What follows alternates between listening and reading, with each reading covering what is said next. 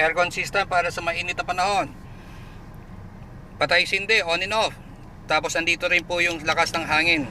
Kung gustong lakasan or gusto ho nating hinahan yung hangin natin. Direction naman ng hangin sa taas lang. Dito lang po lumalabas sa mga air vents na yan. Doon din po sa kanan na yan, saka doon sa kaliwa. Ito po naman, yung direction ng hangin, meron na po sa taas, meron din sa ilalim. Malapit dito sa ilalim ng dashboard natin, sa may mga flooring. Pag dito naman natin nilipat, yung hangin po ay sa baba na lang.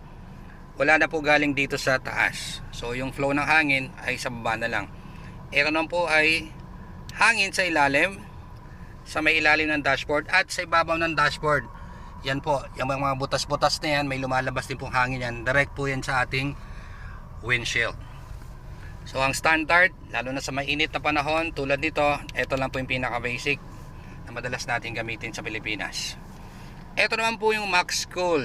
Yan po yung ating thermostat o yung temperature po. Kapag naka blue, syempre alam naman natin lahat, yan po ay malamig. Kapag naka red, yan naman po yung may init. So yan po yung red. So dito ho tayo sa blue.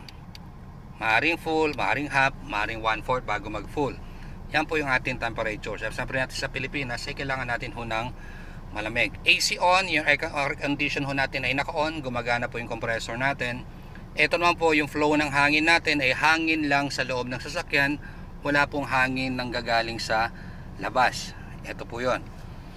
Ito naman po, rear and front defogger. Ginagamit po natin yan kapag sakaling ay inabot tayo sobrang lamig ng panahon, nagkakaroon ng mist or moist or fog yung ating mga salamin sa harap at ganun din sa likuran. So pinipindot po yan. Maaaring front lang yung gagamitin.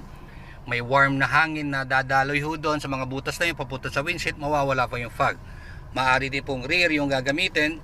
Sa mga rear naman na defogger natin, kung napapansin nyo sa mga auto natin, may mga guhit-guhit pong kulay orange yan sa likuran.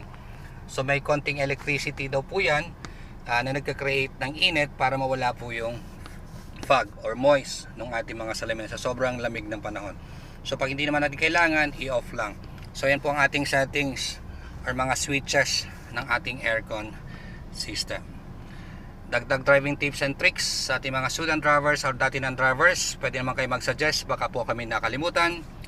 Drive and keep safe always. Mabuhay po.